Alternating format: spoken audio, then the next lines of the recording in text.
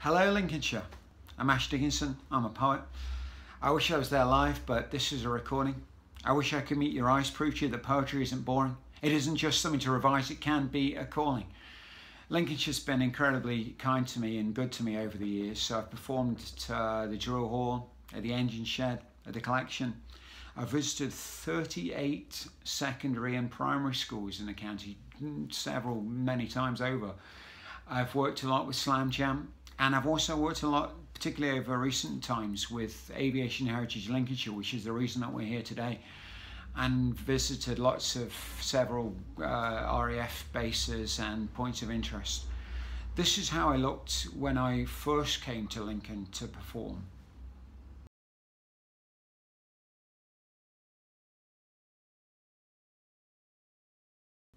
I haven't changed a bit, have I? So, poetry. Why should you write it? It belongs to another time, does it not? I might as well be asking you to be a chimney sweep or a Tyrannosaurus Rex. This is the age of mobile phones and TikTok and Marvel films. Poetry is a great outlet. The Hulk could use it for his anger issues. Imagine the Hulk wrote poetry rather than going green and bursting out of his clothes. Think about the savings on shirts. I'd like the next Marvel film simply to be the Hulk struggling over a rhyme scheme.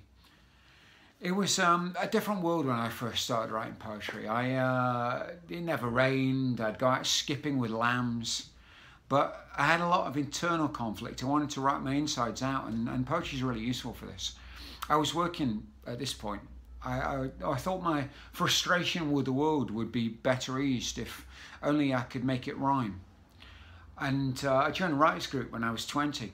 I was the youngest person there by about 80 years. There are all these retired dears writing about hats and chocolate hobnobs. And my poems would give literal heart attacks. They were administered heart medicine before I ever read. I said, yeah, this one's called My Heart is a Burned Out Sofa. And they would pat me on my head and say, keep going, Ash, you'll get through it. And I did. But what I love about poetry, as well as it being an outlet, it can be fun. It's the simple pleasure of putting words together. What I love about poetry is it's short. It can be short. You can write a poem and you've still got time to play Fortnite for 23 hours a day. It has all the rhymes and the rhythms and the wordplay that you associate with lyrics, with songs. And poetry places more value on words than any other form of writing. It focuses on them and concentrates on them. It's the easiest thing to write and the most challenging. And we are going to do a bit of poetry writing in this session. And what my hope is that, brief though this will be, you might, after this time listening to me in this video, you might want to go home tonight and you might want to write poems, and you might want to write poems tomorrow. And you might want to write poems the next day, and we might hopefully, fingers crossed, get a chance to actually physically meet, and you might see me in the corridor or on the streets, and you might come up to me and you said you've written poetry every day since I spoke to you, and I'll say I knew you would. And it's never too late to get into poetry, and I've gone from being your age and being fairly indifferent to poetry to now I've performed in Canada and Australia and New Zealand and America and Spain and Jordan and Germany and the Czech Republic. And I had this book published, I Love You. I had this book published, I Love You. And I had this book published, I Love You. And if you would like one of these, here's a bit of a shameless plug that I may well do again towards the end of this video. They're £5 plus postage and packing. I'll sign it for you, get it to you if you want to hear any more of my stuff. In a perfect world, I would be there live performing to you. As this is not possible, I'm going to raid the archive and show you some live footage. This first one is from the Stratford Poetry Festival way back in 2011. Yeah, thanks. I'm Ash Dickinson. I'm a writer of poetry, I'm a lover of prose, I'm a thinking man's Axl Rose. Yeah, that's right. All right, okay. Yeah, some short poems to begin with, just to warm you up, to warm me up. Here's a short poem about love. First thing I noticed about her were her eyes, emboldened, magnified by mascara, so that practically a third of her face was I. Practically a third of her face was I. and still she never noticed me. Choosing Heartaches Entertainment. Here's another short one. What's the point of free-range eggs? They can't go anywhere, they don't have any legs. Yeah, that was that one. Here's another short one. This is called OMG. OMG. I've started abbreviating one-syllable words. Yeah, that was that one. This next one comes from the launch of my second book, Strange Keys, in Edinburgh in 2016. I had this idea, right? I bought this jacket, this purple padded jacket. It was awesome. You love it. There was a feather poking out the shoulder when I bought it. I saw that. Wrote this. Single feather poked through my jacket. So I pulled at it, pulled and pulled and pulled and pulled until out came a duck. An entire bemused duck. We stared at one another, dumbstruck. The duck was spotlessly white, as though bleached, each square inch startlingly pure, except for a single brown hair. I paused, and I pulled down, pulled, and pulled, and pulled, until, lo and behold, out came a man. 6 foot, head to toe, 13 stone. He was smartly tied, sharp-suited, wine-fluted front, top label, immaculate.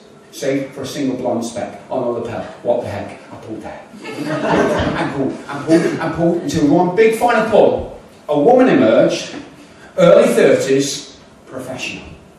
The man, the woman, and the duck gave one another a sideways look, then leant in towards me and began to pluck, pulling, pulling, pulling, pulling, until finally out came this poem.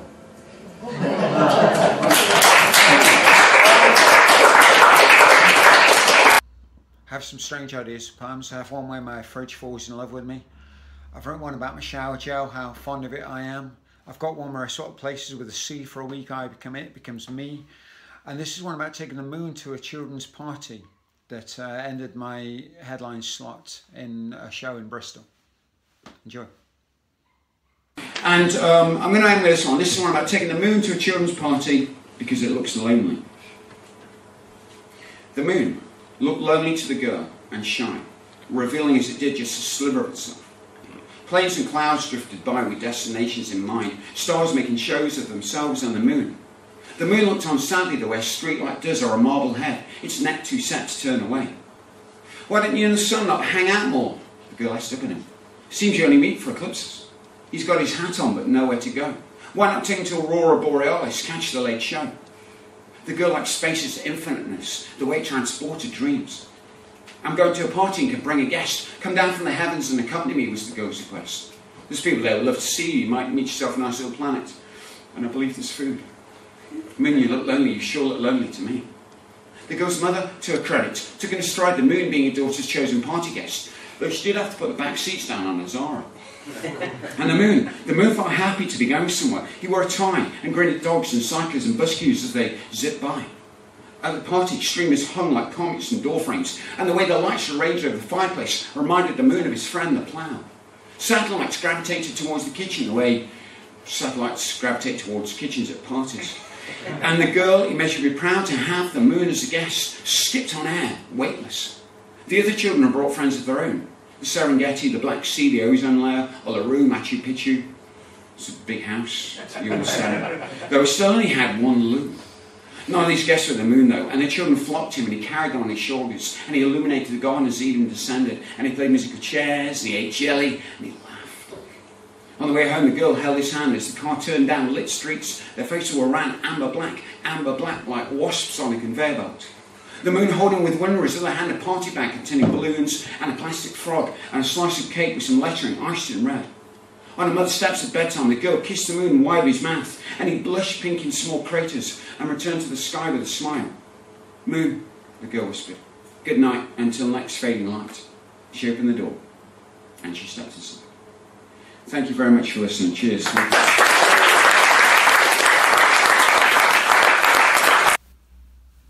Now we're going to do a bit of poetry writing, and before we do, I just want to talk you briefly through some of the things you might want to consider. First off, rhyme. I like rhyme. It can make something catchy. It can make it more memorable. Sometimes, though, we force a rhyme. We force something in that shouldn't be there. I went to New York. I took a fork. If you're writing about travelling through America with cutlery, awesome. If the fork it never reappears in a poem, and you only put it in because you can think of anything else that rhymed, change your line order, change your word order.